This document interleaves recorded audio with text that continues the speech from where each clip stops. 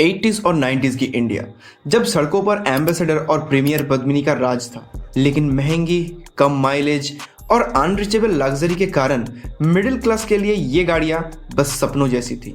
लेकिन तभी एंट्री हुई कुछ ऐसी कार्स की जिन्होंने हर मिडिल क्लास फैमिली को पहली बार कार का ओनरशिप का सपना पूरा करवाया। ये सिर्फ गाड़ियां नहीं थे, ये थे मिडिल क्लास इंडिया के और इंडियन ऑटोमोबाइल मार्केट के असली गेम चेंजर। तो चलिए जानते हैं वो 5 गाड़ियां जिन्होंने मिडिल क्लास इंडिया का चेहरा बदल दिया। 1983 एक ऐसा साल जिसने मिडिल क्लास इंडिया के सपनों को स्टीयरिंग दी, क्योंकि उस साल लॉन्च हुई थी India's first people's car Maruti 800। Maruti 800 सिर्फ एक कार नहीं थी, ये एक रिवॉल्यूशन थी। उस वक्त एम्बेसडर और पद्मिनी तो सड़क पर थी, लेकिन उनकी कीमत और मेंटेनेंस मिडिल क्लास के सपनों के बीच एक बहुत बड़ी दीवार थी। मारुति 800 आई छोटी सी बॉडी, हल्के वजन और सबसे बड़ी बात 20+ kmpl का माइलेज लेकर। लॉन्च प्राइस थी सिर्फ 47,500 रुपीज। पिछले 30 सालों में इस गाड़ी की करीब 2.7 मिलियन यूनिट्स बिकी।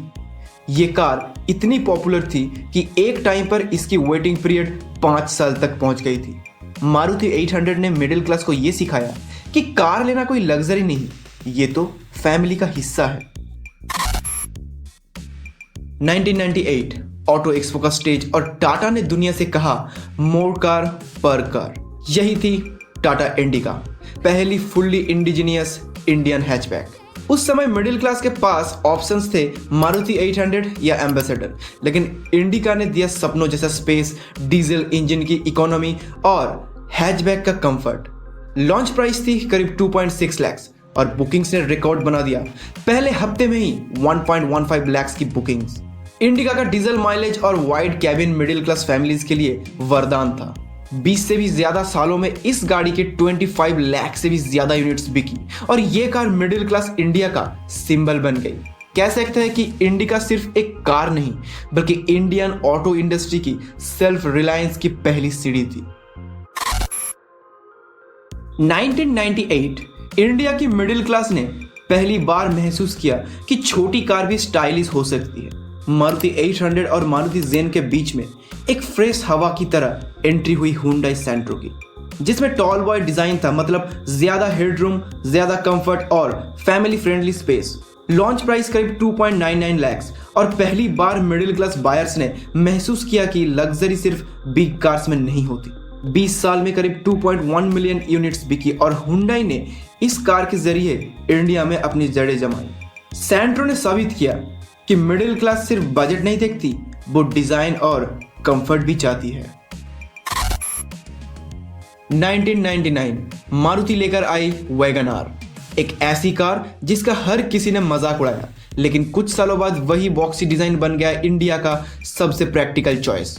Toll boy stance, high seating position और बड़ा केबिन। वैगन आर ने फैमिलीज को दिया वो कंफर्ट जो उस टाइम किसी स्मॉल कार में नहीं मिलता था। इस गाड़ी का 1.1 लीटर पेट्रोल इंजन रिफाइंड था, 18 kmpl की माइलेज और मेंटेनेंस में सस्ता था, यानी pure middle class combo. Launch price थी लगभग 3.4 लाख। आज 2025 में वैगन आर की 30 लाख से भी ज्यादा यूनिट्स बिक चुकी है। आज भी वैगन आर इंडिया की टॉप सेलिंग कार्स में से एक है, क्योंकि सिंप्लिसिटी और प्रैक्टिकलिटी कभी पुरानी नहीं होती। 2005 में जब स्विफ्ट आई तो उसने डेफिनेशन ही बदल दी। अब कार सिर्फ कम्यूट नहीं, एटीट्यूड थी। Bold design, powerful 1.3 litre petrol engine, solid build quality और स्पोर्टी हैंडलिंग। स्विफ्ट ने दिखाया कि मिडिल क्लास भी परफॉर्मेंस और स्टाइल दोनों डिजर्व करते हैं। 2005 में इसकी कीमत थी 4.5 लाख के आसपास और आज तक इस कार की 25 लाख से भी ज्यादा यूनिट्स बिक चुकी है। इसकी राइड क्वालिटी, हैंडलिंग और रिलायबिलिटी ने इस गाड़ी को इंडियाज मोस्ट लव्ड कार बना दिया। देखो, इन 5 कारों ने सिर्फ मिडिल क्लास की जिंदगी नहीं बदली, बल्कि एक पूरी जनरेशन को चलना सिखाया। आज भले ही एसयूवीज का जमाना हो, इलेक्ट्रिक रेवोल्यूशन आ गया हो, लेकिन सच्चाई तो यह है कि India's road to dream started with this cars. Comment section में बताइए कि इनमें से कौन सी कार थी आपकी बचपन की हीरो कार। मिलते हैं नेक्स्ट वीडियो में। धन्यवाद। जय हिंद।